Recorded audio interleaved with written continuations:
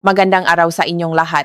Ako po si Dr. Altia Ramos, isang babaeng doktor na may 35 taong karanasan sa medisina, at ngayong araw ay susuriin natin ang paksang, 4 na lihim sa paggamit ng berdeng paminta, green peppercorn, para ibalik ang kalusugan ng mabato. Paglipas ng edad 50, nagsisimula nating maintindihan na ang pinakamalaking yaman ay hindi ang perang nakatago sa bangko, kundi ang malayang daloy ng ating dugo at ang katatagan ng ating magabato, kidneys. May isang pampalasa na tinaguriang itim na ginto sa mundo ng pagluluto. Ngunit sa pinaka-orihinal nitong anyo, kapa berde at sariwa pa sa sanga, naktataglay ito ngang walang hanggang kapangyarihan para ibalik ang siglangang ating excretory system. Ito ay ang berdeng paminta sariwang pamintang buo. Subalit madalas itong namamisinterpret na mamaysakit sa bato bilang sobrang anghang, mainit at nakakasama. Ngayong araw, sasamahan ko kayong basagin ang ngamaling akala sa pamamagitan ng isang detalyadong gabay sa 4 na lihim sa paggamit ng berdeng paminta upang maibalik ang kidney function, natutulong sa inyong mabawi ang gaan at kalinisan ng inyong katawan. Mga minamahal, subukan ninyong isipin na ang ating mga bato ay parang pinakamatapat at pinakamataas na uri ng water filter sa buong mundo. Sa loob ng higit kalahating siglo ng ating buhay, ang nga batong ito ay nagtrabaho ng walang pahinga. Sinasala ang milyon-milyong litro ng dugo upang mapanatiling malinis ang inyong katawan. Ngunit paksapit nga edad 50, ang filter na ito ay nagsisimulang mapakita ng senyales ng pagkasira. Ang nakagawiang pagkain ng malatnong kabataan, ang labis na pag-inom ng painkillers o ang presyon dulot ng diabetes at high blood pressure ay nagiging dahilan upang ang manephrons, ang mamalilit na unit kapansala, ay mapinsala, tumigas at humina. Kapag nakparamdam na ang bato sa pamamagitan ng matinding pagod, pamamanas, o ang unti-unting pagtaas ng creatinine level, ito na ang kanilang tahimik na paginginang sa lolo mula sa loob ng katawan. Ang pinakamalaking pangamba nga may sakit sa bato sa ganitong edad ay ang limitasyon sa pagkain. Natatakot kayong kumain ng maanghang dahil baka masunog ang bato, at natatakot gumamit ng matapang na pampalasa dahil baka tumaas ang blood pressure. Nakilala ko minsan si Mang John, isang 65 taong gulang na manunod mula sa probinsya ng Batangas. Namuhay si Mang John sa pangamba dahil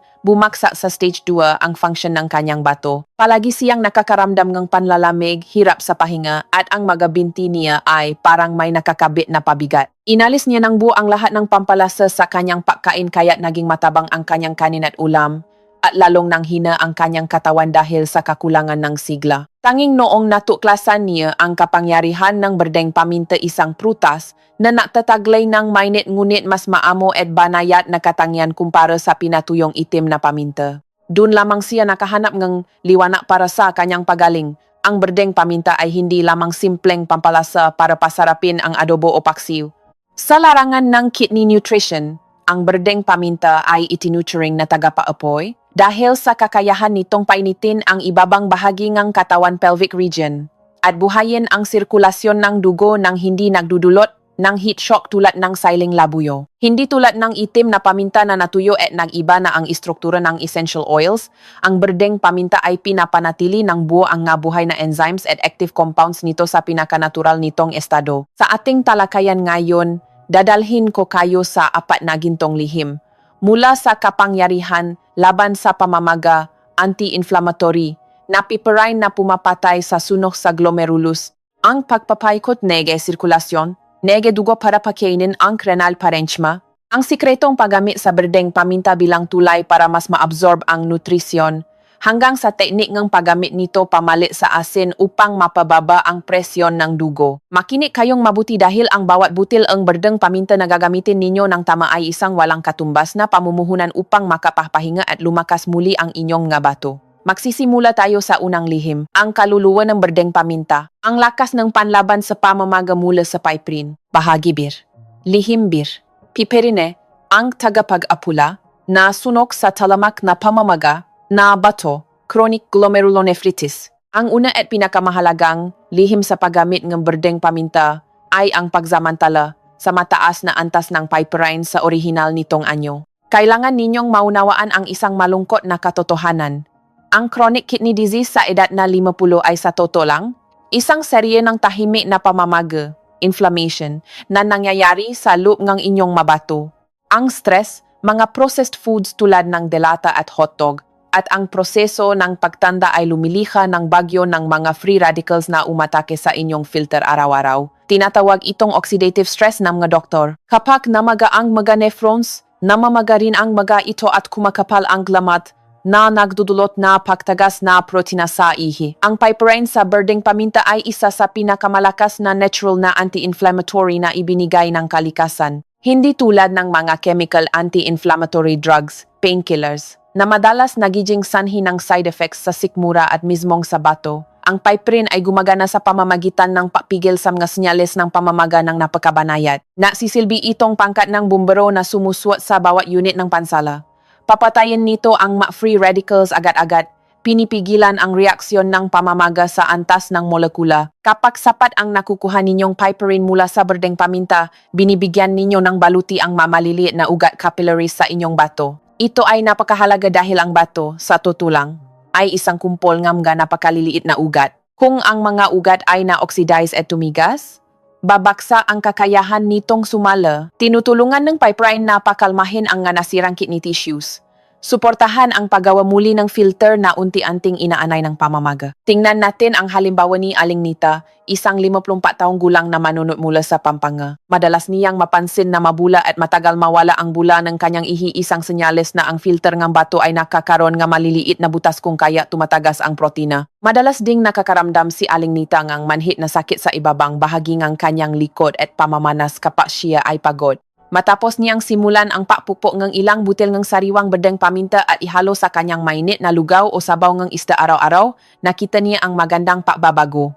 Ang piperine ay nakatulong upang bawasan ang pamamaga sa kanyang unit ng pansala ng dugo. Matapos ang 4 na buwang pagtitiyaga, ang bula sa kanyang ihi ay labis na nabawasan, ang kanyang namumutlang mukha ay nakakulay, at ang bigat sa kanyang likuran ay gumaan. Ito ay patunay na ang berdeng paminta ay nakatulong tapalan ang maliliit na sira gamit ang anti-inflammatory power mula sa halaman. Bukod pa rito, ang berdeng paminta ay sagana sa antioxidants tulad ng vitamina C at A. Ang kombinasyon ng piperine at ng bitaminang ito ay bumubuo ng isang kalasa upang protektahan ang cell membranes ng renal tubules. Alam niyo ba, ang renal tubule ang direktang sumisipsip muli ni manga, mahahalagang nutrisyon at nagtatapon ni mga dumi. Kung masira ito dahil sa pamamaga, mawawalan kayong electrolytes at makakaramdam ng matinding panghihina. Pinapatibay ng berdeng paminta ang istruktura ng collagen ng matubules na ito upang laging tumpa ang paggana ng pabrika ng pagsasala. Ang lihim para masuli ang proteksyong ito ay ang paggamit ng sariwang berdeng paminta na makinis pa ang balat. Huwag gumamit ng masyadong matanda o lanta na dahil ang dami ng essential oil na nagtataglay ng piperine ay bahagya ng na-oxidize. Gamitin ang berdeng paminta sa katamtamang init lamang. Iwasan itong lutuin ng matagal sa mataas na temperatura dahil mag-iba ang kemikal nito at maaring makairita.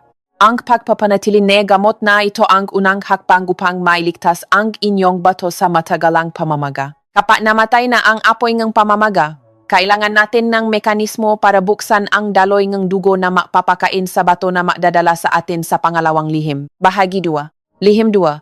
Pagpapainit sa ibabang bahagi ng katawan, pagpaparami ng dugo, at pagbuhay sa mga nephrons. Ang pangalawang lihim kung bakit nagiging himalang gamot ang berdeng paminta para sa bato ay ang kakayahan nitong painitin ang ibabang bahagi ng katawan at paluwagin ang ugat. Sa tradisyonal na medisina, ang bato ay kabilang sa elementong tubig, ngunit kailangan nito ng apoy o init upang gumana. Para sa mga nasa edad 50, ang pagina ng bato ay madalas na may kasamang kidney yang deficiency. Ibig sabihin ay nanlalamig ang mga bato. Kapag nanlamig ang bato, ang maliliit na ugat ay sumisikip na nakpapababang ng daloy ng dugong nakdadala ng oxygen at nutrition para pakainin ang filter cells. Ang batong matagal ng gutom sa dugo ay mawi sa pagnipis ng renal parenchyma at tuluyang pagbagsak ng kidney function. Ang berdeng paminta ay may banayat na maanghang at mainit na lasa na kumakatawan sa maamong enerhiya ng apoy. Pagpasok nito sa katawan, pinapasiglangan essential oil nito ang sirkulasyon. Pinapaluwag at binubuksan ang mga maliliit na ugat, capillaries sa may likuran at baywang. Isipin niyo na ang tubo ng tubig patungo sa bato ay nasakal dahil sa lamig. Ngayon dahil sa berdeng paminta, lumuwag ito. At ang dugong may nutrition ay dadaloy upang diligan ang ngalanta ng filter units. Hindi lang ito nakakapagpagaan sa trabaho ng bato, kundi direktang nakpapabilis sa sariling pagaling ng epithelial cells sa renal tubules. Ang batong mainit-init ay batong puno ng sigla. Kunin nating halimbawa si Mang Lando, isang 60 taong gulang mula sa Laguna na may stage 2 kidney failure. Si Mang Lando ay madalas nanlalamig ang makamay at paa, sumasakit ang baywang, at umihi sa gabi ng 4 hanggang 5 beses. Ipinaliwanag ng doktor na ang maugat niya sa bato ay sumisikip dahil sa kakulangan ng init ng katawan. Matapos niyang sundin ang lihim na paggamit ng berdeng paminta na isinabay sa pagpapakasi ng isdang dalag o bangus, na may kaunting sabaw at walang masyadong alat. Nakaramdam si Mang Lando ng pag-init ng katawan. Ang banayat na anghang ng berdeng paminta ay nagbukas ng daloy ng dugo patungo sa ibabang bahagi ng kanyang katawan. Matapos lamang ang 2 buwan, ang kanyang paihi sa gabi ay bumaba sa 1 beses na lang, nawala ang paninigas at lamig sa kanyang likuran, at bumalik ang pamumula ng kanyang pisngi. Nagsilbing mitsa ang berdeng paminta para painitin ang kanyang energy storehouse. Lalo na, ang berdeng paminta ay nakakapababa blood pressure sa mismong glomerulus sa pamamagitan ng pagkontrol ng nitric oxide. Ang nitric oxide ay isang mahiwagang gas na nakpapalambot at nakpapaluwa ng nga ugat. Kapag nababana ng maayos ang ugat, bababa ang presyon sa mga filters at pipigilan ang tinatawa na hyperfiltration, ang pinakamabilis na daan patungo sa paninigas ng bato sa mga nakatatanda. Bibigyan kayo ng berdeng paminta ng malambot at malayang daluyang ang dugo. Ang sikreto para mas mapabilis ang daloy ng dugo ay kainin ang berdeng paminta sa umaga o tanghali. Ito ang oras na pataas ang enerhiya yang. Ang paggamit nito sa panahong ito ay makakatulong sa katawan na magamit ng husto ang init upang matula ng dugo. Pukpukin lamang ang berdeng paminta at ihalo sa mainit na sabaw, tinola o sinigang. Ang init na alingaw mula rito ay magbibigay nakakaginhawang pakiramdam. At ang inyong mabato ay awit sa tuwa dahil nakatanggap silang sapat na gasolina. Kapag maayos na ang daloy ng dugo at mainit na ang parenchima, kailangan natin ng mekanismo upang matulungan ang katawan na maabsorb ang pinakadalisay na nutrition para mabuo muli ang bato. Ito ang nilalaman ng 3 lihim. Bahagi 3. Lihim 3. Pagtaas ng bioavailability ang taga-akay ng nutrisyon para sa bato. Ang 3 lihim ay isa sa pinakasiyentipikong aplikasyon ng berdeng paminta. Ang kakayahang taasan ang bioavailability o antas ng pagsipsip ng katawan sa manutrisyon. Alam niyo ba, kapag tumuntong na tayo sa edad na 50, ang ating panunaw at kakayahang sumipsip ng nutrition ay malaking bumabaksak? Marami sa inyo ang umiinom ng kidney supplements o kumakain ng pampalusok tulad ng luyang dilaw, turmeric, luya o ginseng, ngunit hindi maganda ang resulta. Ang dahilan, masyadong mabilis itong dinudurok nga atay bago pa man umabot sa bato. Ang piperines berdeng paminta ay nagsisilbing taga-akay o kalasag na nutrisyon. Napatunayan ng siyensya na kayang pataasin ng pipeline ang pagsipsip ng curcumin mula sa luyang dilaw, turmeric, hanggang 2,000%. Para sa bato, ang curcumin ay isang napakagandang antioxidant. Ngunit kung walang berdeng paminta, halos lahat nito ay tatapon lang ng katawan.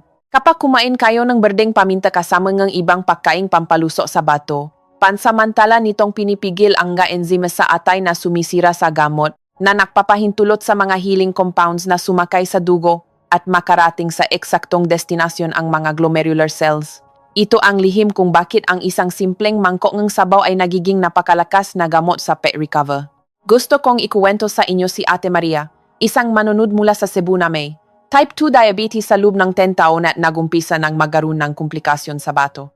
Umiinom si Ate Maria ng turmeric powder upang protektahan ang kanyang maugat, ngunit patuloy pa rin ang pag-angat ng creatinine. Matapos niyang gamitin ang lihim na ihalo ang turmeric sa ilang butil ng berdeng paminta sa kanyang pang-araw-araw na ulam, nakita niya ang napakalaking pagbabago. Ang kombinasyong ito ay tumulong upang maabsorb ng buwang curcumin at naging mas epektibo ang laban sa pamamaga ng ugat ng kanyang bato. Sa maikling panahon lang, nakontrol ang pagkasira ng kanyang bato at nawala ang nararamdaman niyang talamak na pagkapagod. Binuksan ng berdeng paminta ang buong potensyal ng pagaling ng iba pang pagkain. Higit pa rito, pinasisigla ng berdeng paminta ang mga digestive enzymes sa sikmura at lapay, pancreas. Kailangan ninyong malaman na kapag mahina ang panunaw, ang pagkain ay mabubulok sa bituka at lilikha ng lason tulad ng indoxyl sulfate, isang nakamamatay na basurang nitrogen na mabilis nakakasira sa kidney function. Tinutulungan ng berdeng paminta na matunaw ng maigi at malinis ang protina, at sa gayon ay pinutol ang pinamumulan ng lason mula pa lang sa bituka. Tinatawag itong estratehiyang malinis na bituka para sa magaan na bato. Pinasisigla rin ng berdeng paminta ang metabolism ng selula, Tinutulungan ang mga mitokondriya sa loob ng kidney cells na gumawa ng enerhiya ng mas mahusay. Ang selulang bato na may sapat na enerhiya ay makakapaksalan ng dugo ng mas maayos at mas may laban sa mga nakakasirang elemento. Para magamit ang lihim na ito, isama ninyo ang berdeng paminta bilang pampalasa sa halos lahat ng pagkaing nakakabuti sa bato. Ang kaunting berdeng paminta na hinalo sa mga gulay na mababa sa potassium ay ang perpektong resipe para laging malinis at masustansya ang nakakapasok sa katawan. Kapag nakarating na ang nutrisyon sa selula, kailangan natin ng huling mekanismo para itaboy ang pinakamalupit na kalaban ng bato sa edad na 50, ang labis na asin. Bahagi 4. Lihim 4. Pamalit sa asin ang tagapagligtas na nagpapababa ng presyon at pamamanas. Ang ika-4 na lihim at ang pinaka-praktikal sa lahat ay ang paggamit ng berdeng paminta pamalit sa asin sodium sa inyong pagkain. Kayong mga nasa edad 50 ay alam na ang sodium o asin ang kaway numero 1 ng bato. Ang asin ay nakdudulot ng water retention, paipon ng tubig na nakpapataas ng presyon ng dugo at direktang binobomba ang mga maliliit na ugat sa glomerulus, kaya napupunit at lumalaki ang mga butas ng filter. Gayon pa man, ang kumain ng walang lasa, matabang, ay isang kalbaryo na nakpapawalan ng gana at nakpapahina ng loob. Ang berdeng paminta ang perpektong solusyon sa panlasa dahil sa matingkat nitong amoy at malinis na anghang na makpapalimot sa inyo sa kawalan ng alat. Ang anghang berdeng paminta ay ginigising ang taste buds sa paraang hindi magagawang asin. Kapag ang ulam ay may sapat ng lasa mula sa berdeng paminta, sibuyas, luya, at tanglat lemongrass, hindi niyo nahahanapin pa ang patis o asin. Ang pabawas ng nakukonsumong asin araw-araw ay ang pinakamalaking biyaya na maibibigay ninyo sa inyong bato kapag bumaba ang sodium. Ang pamamanas sa paa at talukap ng mata ay automatikong mawawala dahil kusang inilalabas ang sobrang tubig. Ang matatag na blood pressure ang pinakamagandang kalasag para sa bato. Kapag maayos ang presyon, hindi mababanat ang glomerular filter, kaya naman mapoprotektahan at makakabawi ang kakayahan nitong sumala. Tingnan natin ang halimbawa ni Mang Carding mula sa Iloilo, isang pasyenteng may high blood pressure at may stage 3 chronic kidney disease. Hirap na hirap si Mang Carding na kumain ng matabang dahil para sa kanya, lahat ng ulam ay walang lasa at mahirap lunukin. Pagkatapos siyang turuang gumamit ng pinukpo na berdeng paminta na ipinampalasa sa ulam at sabaw imbes na asin at vetsin, naging masarap muli ang kanyang pagkain. Ang bangungan essential oil ng berdeng paminta ay tinabunan ang tabang, at nakatulong ito upang ipagpatuloy niya ang kanyang low-salt diet ng maluwag sa kaluban at walang sapilitan. Pakalipas lang ng 3 buwan, ang kanyang presyon ay napanatili sa perpektong 125,80 mm kahit hindi tinaasan ang dosis ng kanyang gamot sa high blood. Dahil sa bawas na asin, hindi na nalulunot sa tubig ang kanyang bato, ang antas ng kanyang pamamanas ay bumaksak at nakaramdam siyang gaan na parang nabunutan ng tinik. Bukod pa rito, ang berdeng paminta ay isang natural na pampaihi mild diuretic. Tinutulungan nito ang bato na epektibong ilabas ang sobrang asin sa pamamagitan ng ihi. Hindi tulad ng chemical diuretic pills na nagiging dahilan ng pagkawalan ng potassium. Tinutulungan ng berdeng paminta ang bato na ilabas ang sodium ng matalino habang pinapanatili ang balanse ng electrolytes ng katawan. Ang batong walang sobrang asin ay batong malinis at matibay. Para sa inyong nasa edad 50, ang pananatiling maluwag ng daluyan ng ihi na walang naipong asin ang pinaka-epektibong paraan para maiwasan ang bato sa bato, kidney stones. Para magamit ito, matutong pabanguhin ang pagkain gamit ang berdeng paminta imbes na paalatin gamit ang asin. Pukpukin ang berdeng paminta para lumabas ang essential oils nito na sipsipin ngang pagkain. Ang kombinasyon ng berdeng paminta at sabaw mula sa gulay ay liliha ng masarap at matamis na lasa na hindi na kailangan ng kemikal. Ito ang tinatawag na pamumuhay na kumakain upang gumaling. Ngunit, ang berdeng paminta ay isang malakas na halamang gamot at para makamit ang pinakamataas na antas ng pagaling ng walang side effects, kailangan ninyong malaman ang tamang proseso ng paggamit at mga napakahalagang paalala sa huling bahaging ito. Bahagi 5. Tamang proseso ang paggamit at mga pangkaligtasang paalala para sa may mahinang bato. Kahit na ang berdeng paminta ay himalang gamot para sa bato upang maging epektibo ito sa pagbabalik ng kalusugan ng may edad 50, kailangan ninyong malaman ang tamang pagluto at ligtas na dami dosage. Sa gitnang edad, ang ating katawan ay mas sensitibo at kapag ginamit ng mali ang berdeng paminta, maaari itong makasama. Halimbawa ay makairita sa sikmura o magdulot ng init sa katawan kapag sobra-sobra. Ang sikreto rito ay katamtaman, pagiging maingat, at pagunawa sa inyong sariling pangangatawan. Ang pinakaunang mahalagang paalala ay tungkol sa temperatura at oras kapag luluto. Ang essential oil na piperine at mga antioxidants ay sensitibo sa matagal na pagpapakulo sa mataas na temperatura. Kung palalambutin ninyo ang berdeng paminta sa pressure cooker ng isang oras, mawawala ang 70% ng gamot nito at magiging simpleng hibla na lang ito na walang kwenta. Ang tamang proseso, lutuin ang pagkain hanggang sa malapit ng maluto, sa kapalang ilagay ang pinukpo na berdeng paminta. Pakuluan pa ng 3 hanggang 5 minuto hanggang lumabas ang amoy at patayin agad ang apoy. Ang pagpapanatiling sariwang estado at kakaibang bango nito ay ang mismong pagpapanatili sa buhay ng inyong mabato. Tungkol sa dami, ang ginintuang bilang para sa gustong alagaan ang bato ay 3 hanggang 5 butil lamang ng berdeng paminta kada araw. Huwat na huwa uubusin ng bultuhan. Hatiin ang deming ito sa mga pangunahing kainan sa buong araw. Huwat na huwat kakain ng berdeng paminta kung walang laman ang tiyan para iwasan ang iritasyon sa sikmura. Ang isang matalinong pasyente sa bato ay marunong gumamit ng berdeng paminta para magpainit, hindi para manunok. Kung makaramdam kayo ng hapdi sa bandang sikmura o di komportableng pakiramdam tuwing dumudumi, bawasan agad ang inyong kinakain. Bawat katawan ay may sariling mapa. Kayo ang pinakamagaling na gabay sa inyong sarili. Tumihim ng bahagya, isang espesyal na paalala para sa mga may ulcer sa sikmura o malalang almoranas, hemorrhoids. Dahil ang berdeng paminta ay may maanghang at mainit na katangian, kung may sariwa pa kayong sugat sa bituka, maari itong makairita. Sa ganitong sitwasyon, huwag ninyong nguyain ang paminta ng direkta. Sa halip, isabaw ninyo ang berdeng paminta sa inyong niluluto. Pagkatapos, ay salain ang tubig upang makuha ang piperine nang hindi nagagasgas ang inyong sikmura. Isang munting tip para sa inyo, ihalo ang berdeng paminta sa kaunting pulo honey o olive oil. Ang pulo at langis ay babalo sa inyong sikmura na mapapadulas sa piperine upang tahimik itong makarating sa dugo patungo sa bato. Tingnan ninyo ang nangyari kay Aling Rosa mula sa Maynila. Dahil sa sobrang pagmamadali na mapababa ang kanyang creatinine, ngumuya siya na pakaraming berdeng paminta araw-araw. Ang resulta, nagkaroon siyang singaw, mouth ulcers, at sumakit ang sikmura kaya siya nahirapang kumain. Nang itama ang kanyang proseso, iniluto lamang ng bahagya at nilimitahan sa 3 butil na kita ni Aling Rosa na naging maganda ang pagtanggap ng kanyang katawan. Anti-anti at tuloy-tuloy na bumuti ang numero ang kanyang bato habang nanatiling kalmado ang kanyang tiyan. Ang pagiging katamtaman at ang pag-unawa sa kalikasan ng inyong kinakain ang susi sa lahat ng pagaling. Panghuli, pumili ng malinis at walang kemikal na berdeng paminta. Madaling amagin ang berdeng paminta o masprayan ng pampasariwang kemikal. Piliin ang kumpol na luntian pa, mahigpit ang kapit sa sanga, at kung mari, bumili ng organic. Kapag iginagalang ninyo ang paminta bilang gamot, ibabalik nito sa inyo ang malinis at malakas na bato. Ang matagumpay na daan patungo sa pagaling ng bato ay kombinasyon ng kaalaman, disiplina, at tiwala sa kapangyarihan ng kalikasan.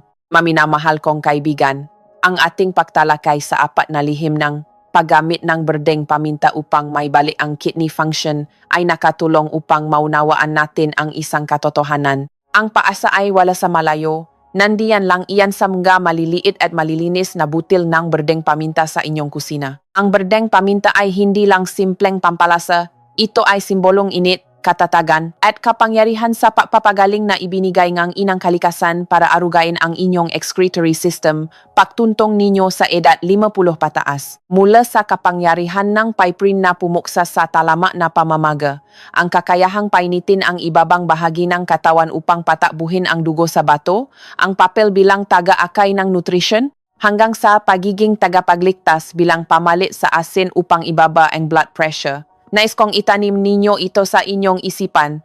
Ang inyong bato ay hindi nangangailangan ng mahal na milagro o sikretong gamot mula sa malayo. Kailangan nila ng pangunawa, pagtitiyaga, at ng pinaadalisay na nutrisyon mula sa kalikasan na inilalagay ng tama sa katawan. Ang butil ng berdeng paminta na hawak ninyo ngayon ay isang buhay na gamot na nakataglay ng siglang araw at hangin upang tapalan ang masugat sa loop ng inyong glomerulus. Huwag hayaang panghinaan kayo ng loop dahil lang sa nakakatakot na numero ng laboratory test. Gawin niyo itong paalala upang balikan at alagaan ang inyong katawan ng may higit na kamalayan at pagmamahal.